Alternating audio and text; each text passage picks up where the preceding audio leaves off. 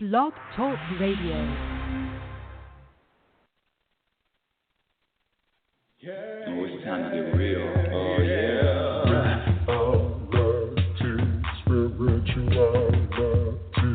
It's a new experience. Spirituality. Yeah, keep your ears open for this one, man. Spirituality. You got a question for RLN? Spirituality. Yeah, it's time to get some answers, baby. Spirituality. Oh, now we getting real. Spirituality. Yeah, it's time to get down.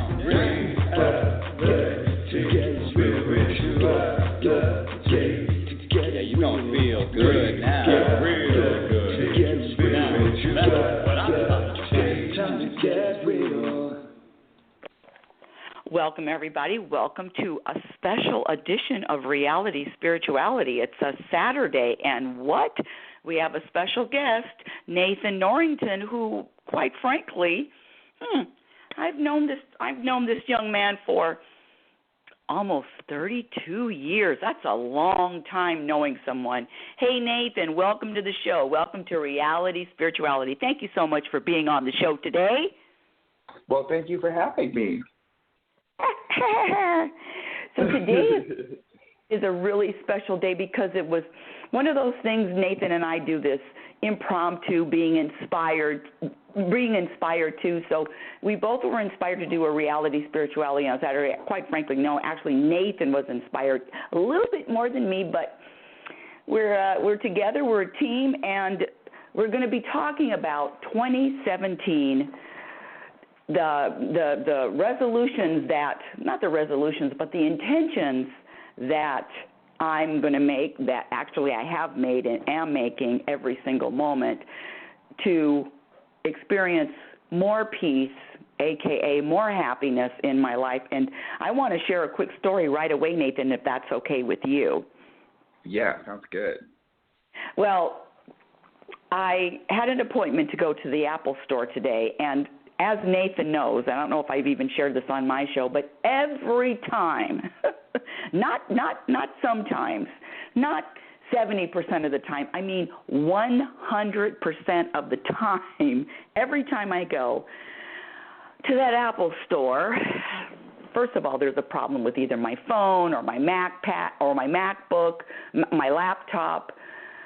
And so there's always an issue that has to get solved now, which makes me on edge, or at least that's what's happened in the past, on edge. But one of the things that I was talking to Nathan about a couple of days ago, and he offered the suggestion of having an intention, especially as if in the past it's been a up and down, or it's been something that has not, I've not been able to stay peaceful and stay balanced. So Nathan gave me the suggestion of making an intention, and today that's exactly what I did. I get to the Apple store, regardless of what happened, I already had the intention of being at peace and being balanced and being okay with whatever happened. Guess what happened, Nathan? I'm not sure, but I'm ready for a success story of some kind.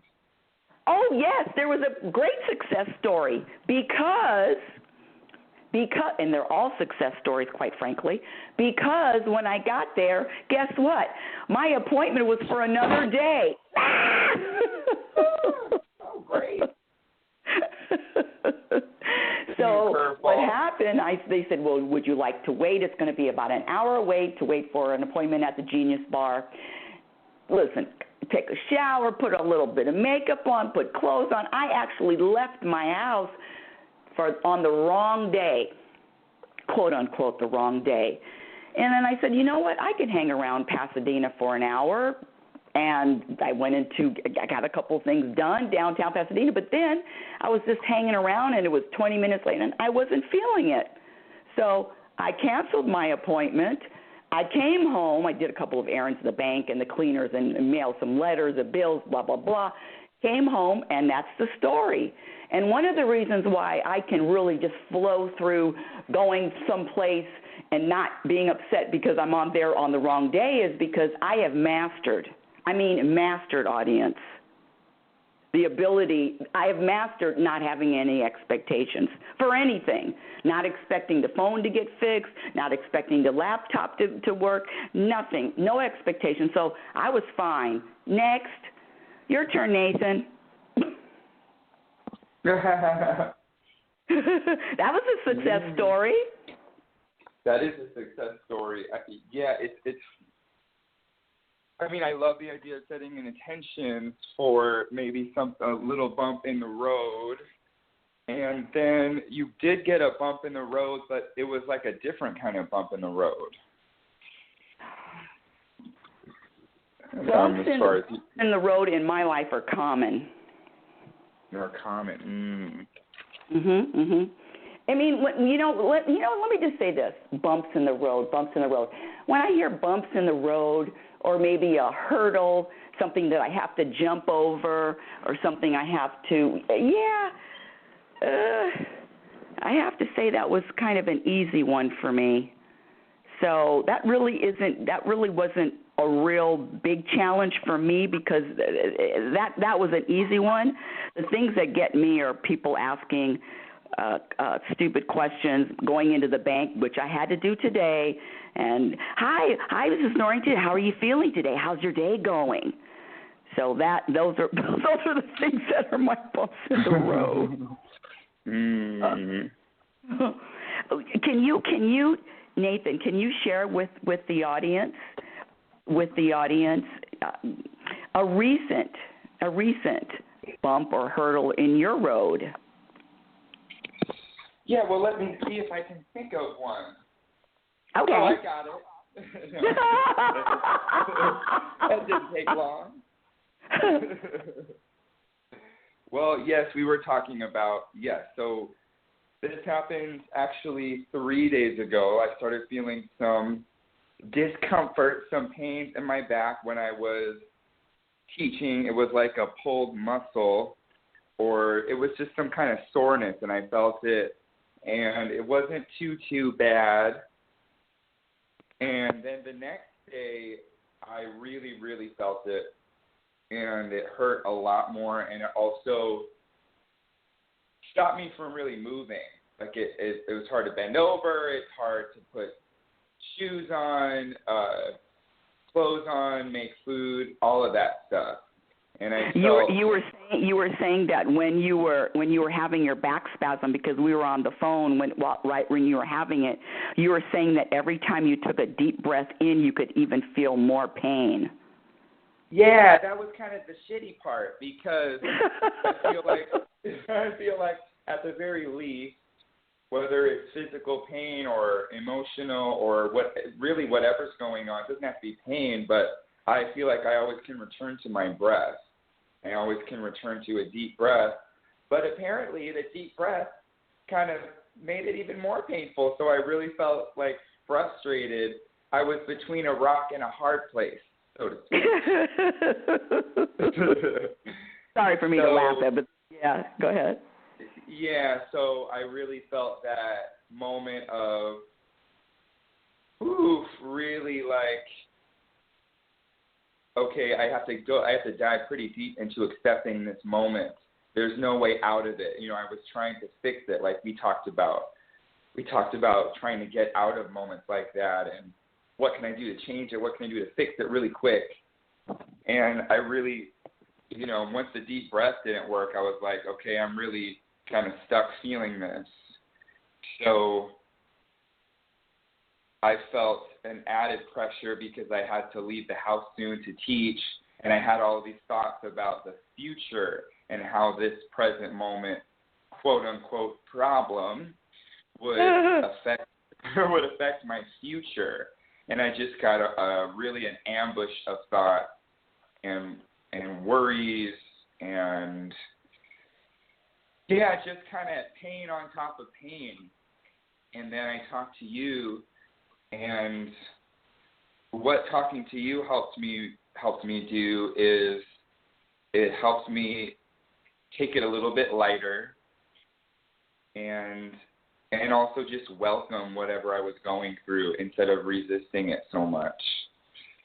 And it also helped me take my mind off of it as well, because you were telling stories, you were making jokes, you were staying with me, but you kind of helped shift my focus, and I think that was an important lesson I learned too, because, okay, yes, it was uncomfortable, but do I have to focus even harder on it? Do I have to focus on the future? Do I have to focus on all of these things that are really kind of making it almost worse? Not almost worse, worse.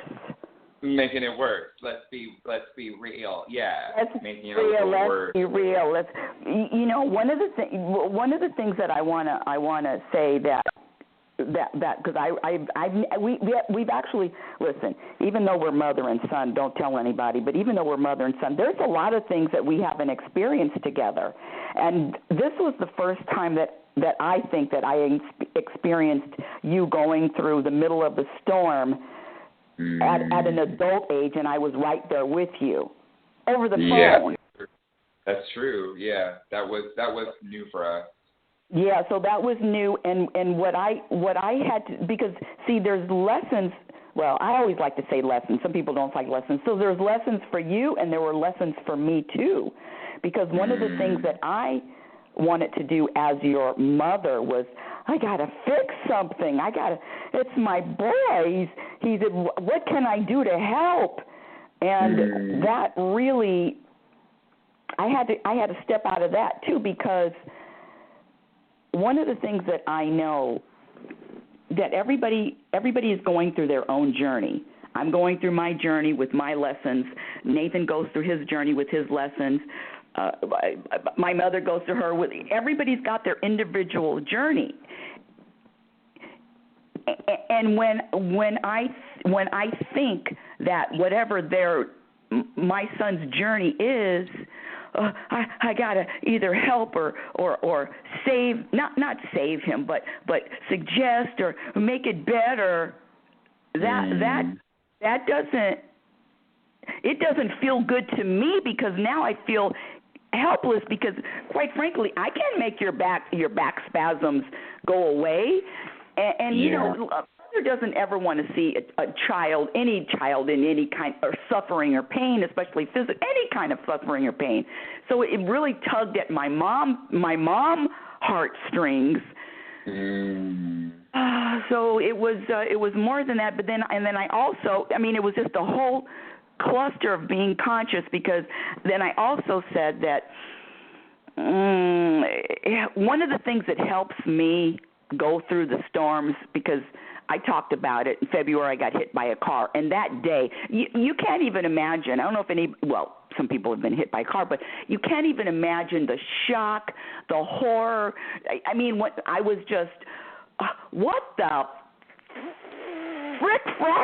fuck, what? And the swelling, and then I went to the police station to do a police report, and I go to the emergency room, and the whole night. So I didn't even get home until maybe 10 o'clock, 10:30, and it was just a real ordeal. It was hours and hours and hours of this kind of feeling, because I got hit at 5:45 in the evening. I know, because I just finished my bodyworks class that stops at 5:30. So it was between 5:30 and 5:45, and I didn't get home until after 10. But one of the things, and it was just exhausting, one of the things that I remember for me, this works for me, I had to make myself laugh at it. I had to.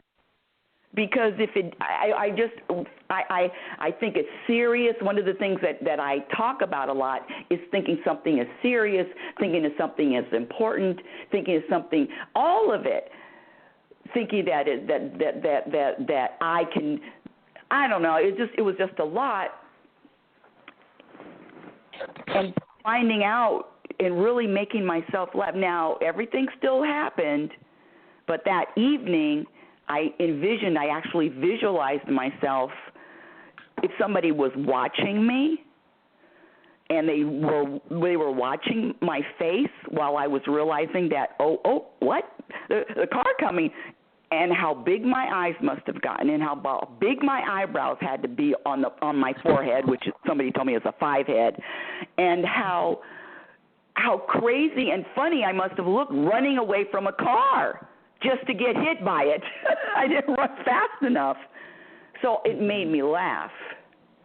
And that's what I had to do. And I did a little bit of that with you, Nathan, but I don't know if it was going to work or not. But anyway, that's what I tried to do, because when Nathan was having his back spasms, I said, well, how are you doing, Mr. B Spasm?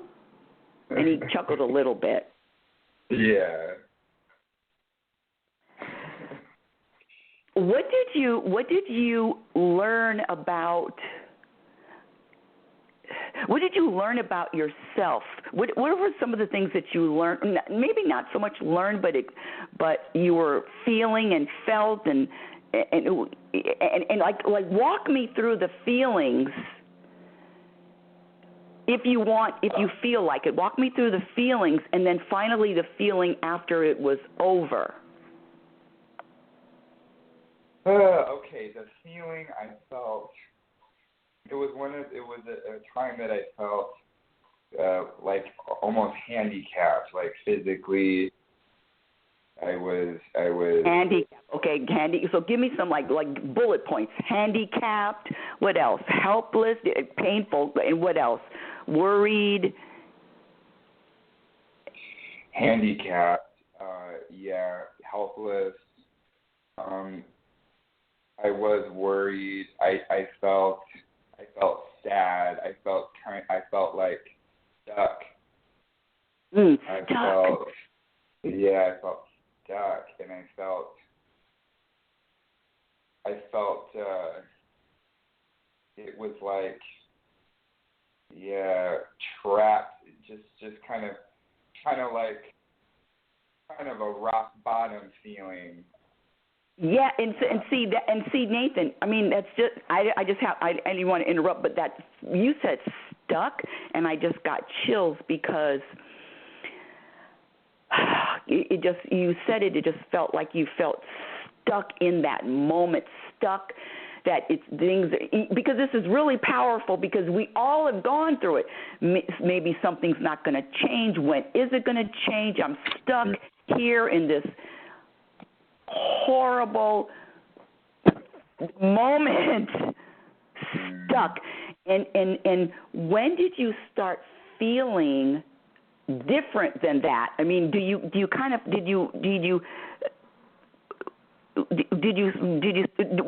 other words, when did it start getting a little bit lighter? How did that evolve, Nathan, if you like to share? Okay, a couple moments when I was talking to you that it felt different. One of the times it felt different was when I relaxed, by really relaxing my shoulders, my face, and my breath.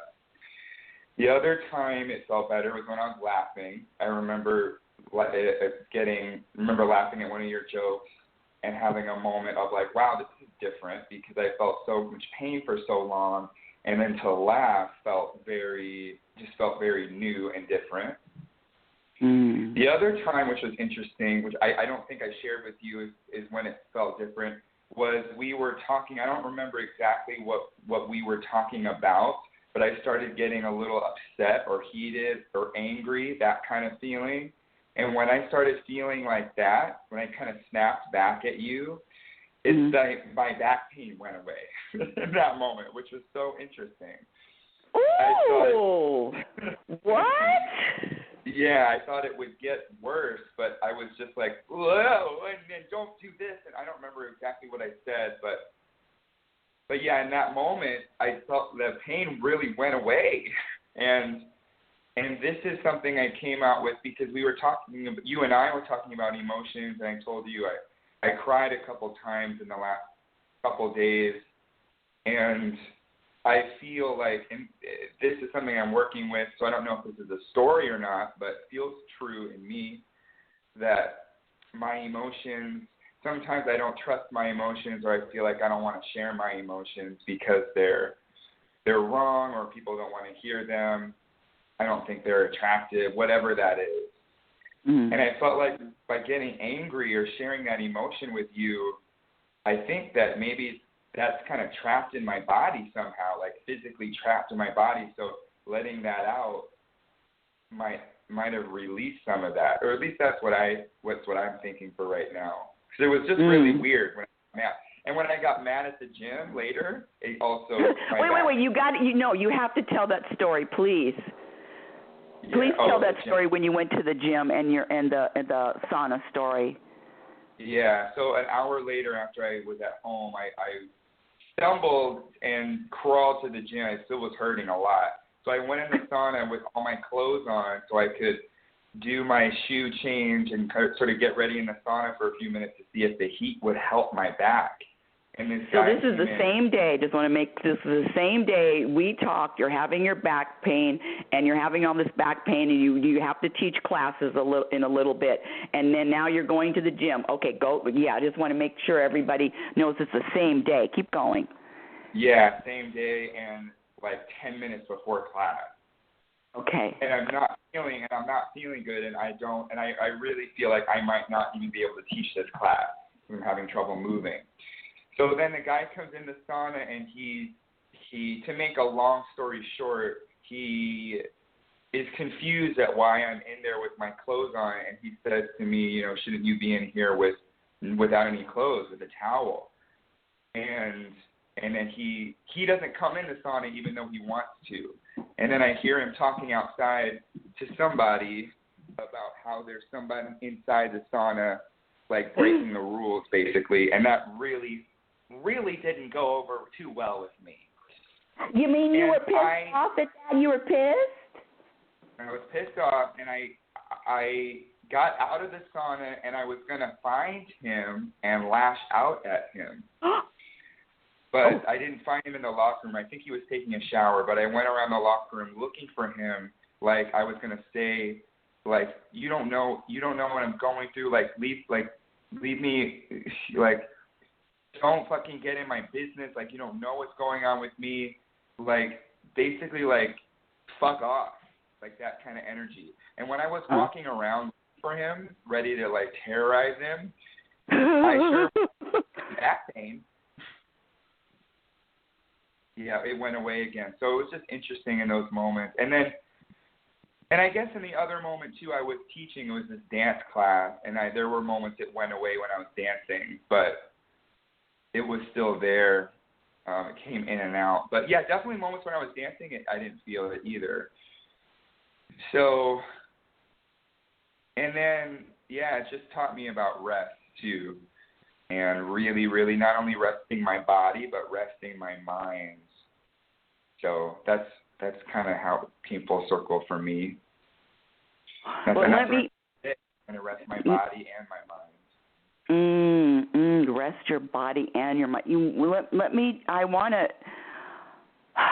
Everybody that listens to this has gone through the middle of a storm, at least one. I mean, storm, whether it's health, whether it's financial, whether it's a relationship, it doesn't matter. Everybody knows how it feels going through one of the storms, one of life's storms. But when you're talking about the guy that was telling you not to go in the sauna, or you're not supposed to be in the sauna, or was looking, was in your business basically. One of the things that I practice on a daily basis is staying out of everybody else's business. And it's really about not noticing what other people are doing. Not noticing what other people are doing. Because when I notice what people are doing, I'm bothered. I make judgments. I look at them and I don't like what they're doing, and I make a judgment, and I'm focused on them, and it's such a habit that will subtract from any peace and subtract from any happiness. and staying out of other people's business, including my own son, my only son, including staying out of his business. Yeah, I was at the diner this morning, and this woman, I really like being anonymous and doing my own thing and feeling like I have some private space. And this woman across the diner was facing me. Her table was facing me. And I felt like I looked up and she was looking at me. And then I felt like, I was like, why are you looking at me eating? And then I focused on, even when I was eating, I was still thinking about her, focusing on me, and I was getting upset. So I finally had to, it was just interesting. I finally had to say, well, I don't know if she's focusing on me or not, but I really can't focus on her focusing on me, because that doesn't feel good. So that's one of my things. You talk about your things that come up a lot. That's definitely one of mine, that I feel like someone's in my business, and now I'm in their business because I think they're in my business, and then it's like a weird circle. So I'm still working on that one. Wow, that is a great story. You looked up, and she's looking at you, and then you're like, why are you looking at me? And listen, if I looked up and I looked at you, I'd say, damn, that's a good-looking woman. It sure is good-looking. Yeah, so. You know what's funny, Nathan? We're so different because that thing about, okay, so let me, because I'm remembering, you know, people look at me all the time. Guys look at me, women, they look at me all the time. And when people are looking at me, and they look at me for a long, long time, and they're just looking at me, I always just say, hi. I just say hello. You know what? I feel like yeah. Well, it sounds like if you're saying that and you're saying it like that, you sound like you're in a pretty cool state of mind or something. You sound cool. Well, this is my thing, and audience, I just want you all to listen to this one. What's important to me and what bothers me is not important and doesn't bother anybody else. It doesn't bother me when people look at me. I mean, they're always looking at me. I'm in the front of the room. I'm a teacher for 30-something years. So people always look, and it doesn't even bother me. I'm like, yeah, hey, get a camera. I'll take a picture, too. Yeah, I don't mind. I mean, it doesn't like I told you earlier that people asking me stupid questions bothers me, but that thing with the people looking at me doesn't bother me at all. Well, yeah. Well, I'd love a dose of that because it sure as hell bothers me. Yeah. No, honey. But I don't want it to bother me. So I'm curious to know what can I do. And I like and maybe I'll try your thing. Maybe I'll try just saying hi. Or I'll try something. But anyway, I got to try something new because it's like you said yesterday, I haven't learned it yet because every time it comes up, I feel the same. It's like literally the same story over and over. So something has to change, and it's got to come from me. Right. And therein lies the solution to everybody's problems.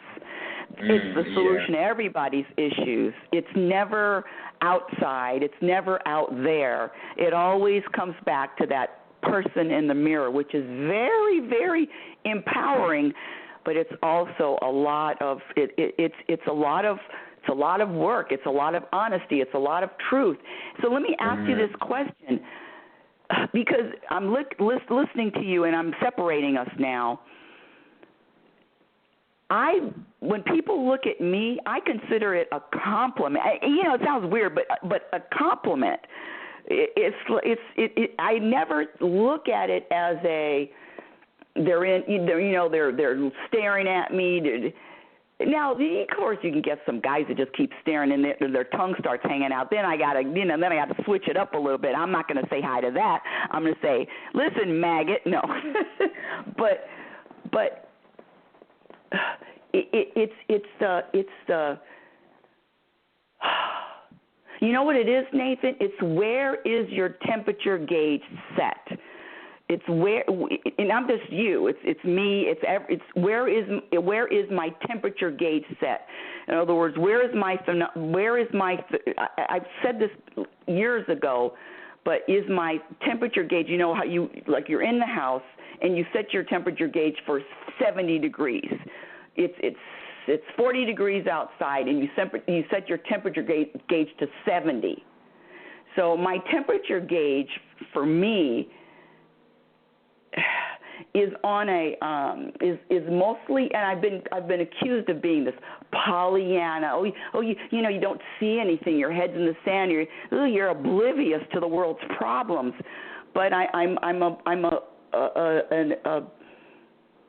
the glass is overflowing. It's not empty. It's overflowing. I mean, that's where my temperature gauge is set. And just a really quick story, for Christmas, one of my coworkers gave me, it's called poopery. Not potpourri, poopery. It's when you use it when you have to go to the bathroom in a public place and you spray it because it's a courtesy spray. You know what I'm talking about? I do, yeah. And it's all natural. It's all natural. So it's nice. It was a nice fragrance, but what am I going to do? Take that home and spray it at home? No. So I left it in the bathroom at the office. And I told my coworker who bought it for me for the gift, I said, I'm going to share it. I'm leaving it in the bathroom. And I put a note on it. It says courtesy spray. So I left it in the bathroom for people to use. And the first thing I said, I'm going to leave it in the bathroom. And the first thing that she said to me was, somebody's going to steal it. Don't do that. Somebody's going to steal it. Now, there's nothing wrong with her comment, but that's her temperature gauge. That's where she's set. See, I didn't even have that thought at all. Not to say that I'm better, but I don't even have that thought that somebody's going to steal it. So it's where is your temperature gauge set? Now that's my story. Yeah, no, I like where is the temperature gauge set for sure. Yeah, I think where is it set? Well, I'd like for it to be set at 71 degrees, right in the middle. I guess if I'm maybe I change the setting depending on where I'm at. Like we talked about, if I'm on the subway, it's like because I have so many instances where I get heated on the subway or uncomfortable or whatever. It's like whether it's happening or not, I'm like already on edge anyway. So maybe I feel like my temperature gauge is already, it's like it's already up for moments like that. So, so it's like we talk about expectations.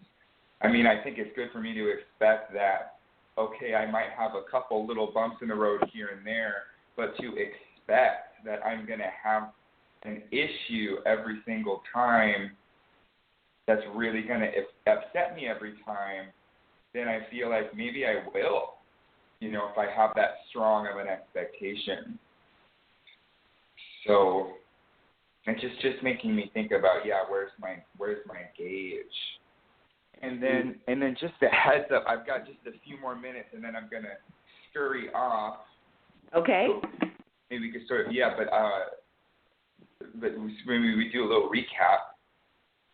But and then we're going to scurry off, which is good. So when do you have to scurry off? Like in a minute or 2 minutes? No, maybe like 5 minutes. Okay, good. Because I would really like you to share that subway story that you shared with me the other. It was so good. Oh no. Okay, I'll share that one. Ooh. Unless you don't want to. You don't want to. It is a good one. Well, yeah. I don't like people in my space on the subway, and this woman, I was sitting down. Oh, wait, hold on a second. For those who don't know, Nathan lives in New York, and so in New York you have to get, I mean, if you want a transportation, you got to get on the subway. And so you don't like the way the subway is too crowded. Is that what you're saying, Nathan? You know what? No, I don't like that. I don't like when it's too crowded. No, you're right. And on the subway, there's not one thing I do like my space, my private time, all that. So sometimes the subway can be really, really nice. If it's not crowded and I have a seat and I can read or just sit there, listen to music, it's like a little extra time. But if it's not like that, then it's the opposite. Man, it's not a peaceful time. So it really just depends on what's going on in that moment or the day. And so I've really got to check my expectations on the subway too, because I can't expect it to be always peaceful like it's my subway. It's really not. It's like whoever's on it, subway. But I feel like, it's mine, my time. So anyways, so it was my time. And then this woman literally stumbles on the subway. And, of course, she stumbles into me. And she says, I'm so sorry. I say, it's fine. And then after she stumbles onto me, she wraps her arm around the subway pole, the handle you hold on to. And instead of holding with her hand, she wraps her whole arm around it like she's hugging it. And then her elbow's all in my space, and her hip is all in my space, like an inch away from my face. And I said, excuse me, can you move? Like, hello? And she's, I'm so sorry. I don't know where I'm going. I say, okay. And then I felt bad after that because of the energy I had when I asked her to move. It wasn't light. It wasn't fun. It was just like a snappy energy. Mm-hmm. So I tried to recover and then asked her. I tried to help her where she's going, but she didn't really. She's kind of frazzled. She didn't really. I don't know. I think she thought I was attacking her again, so she didn't want my help. Oh. And then I see her in the next few stops stumble off again. Mm-hmm. And I guess the reason why she was stumbling because she had a huge cast on her leg. She was working with one leg. So basically, I was attacking a handicapped person for stumbling into me, and that didn't make me feel too good. And it was I think it was a little bit of karma or whatever you want to call it, because that next day I had that back spasm thing really bad, and it just reminded me of that because it was like a physical ailment, and. Yeah, and then that's when I told you that you just don't know what someone else is going through. I really didn't know she had that huge cast on her leg. And I think if I just took a step back a little bit, or if I saw that cast, it would have just reminded me that everyone's got their own story. And it just would have, for me, I think it might have helped me put a lighter touch on it.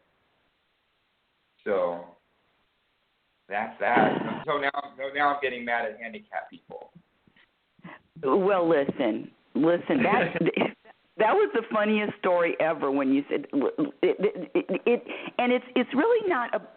I don't know. It's not about getting mad at handicapped people. For me, I think this universe just throws at me what I need to get, to get to the next level, and whatever I need to get. They keep throwing it at me and throwing it at me and throwing it at me, just like at the 9-to-5 job.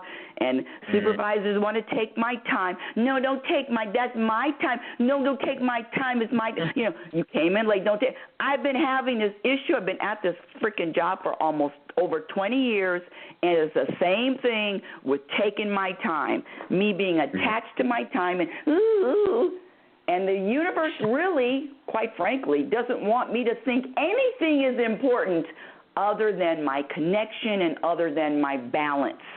Not thinking that anything is important or anything is serious. And these people are out here struggling through it. And quite frankly, a lot of them aren't very conscious. What you did, Nathan, on the subway when you were sitting, when you were in it, first of all, you knew how you responded to her. You knew what kind of energy you gave her. You did all this self-reflection and then self-analyzing and self-reflection, and then you were even conscious enough to want to shift it up. Who does that? Not too many people can do that. So it's really a practice of being conscious and then making decisions and then making choices, being conscious. But even if you're mad or snappy, I'm talking about myself, even if I'm snappy or mad, I'm still conscious. I'm conscious, and that is the gift. That is the gift. It doesn't matter how I act. It's my consciousness. That's the gift that I have. And every day it gets more and more and more aware and more aware and more. I'm conscious with all the time. I'm conscious. It's exhausting. Well, so you have to sign out. You said you're signing out. Signing out, yes. Thanks for letting me get that last of that story in. That story was the best. And I like yeah. And I like the consciousness underneath all of our moments, even the moments that are a little bit, so it's like we got consciousness under that too, which is I like that. That's good. Yeah, I'm getting chills. That's what I'm saying. We have consciousness even in the middle of the tornado, even in the middle of the storm, even during the back spasms. We're conscious. We're not just suffering. Oh God, no, we're consciously suffering. That's a big deal. Yeah, that is a big deal. I'm into that. Yeah. No, I like that. Yeah.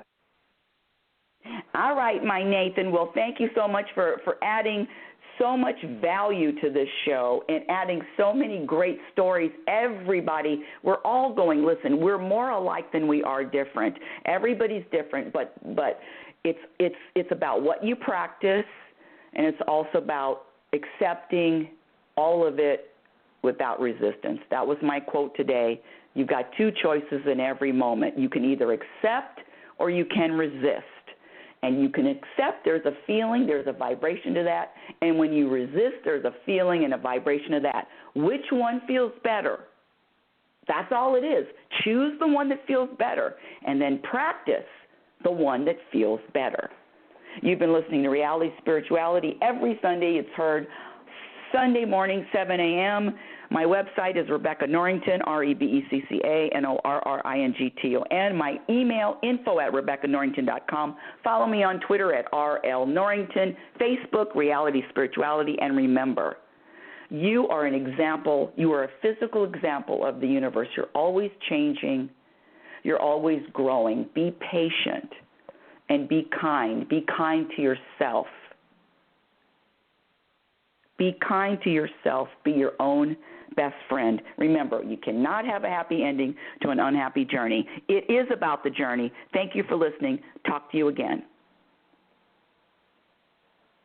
Yeah, oh, it's time to get real. Oh, yeah.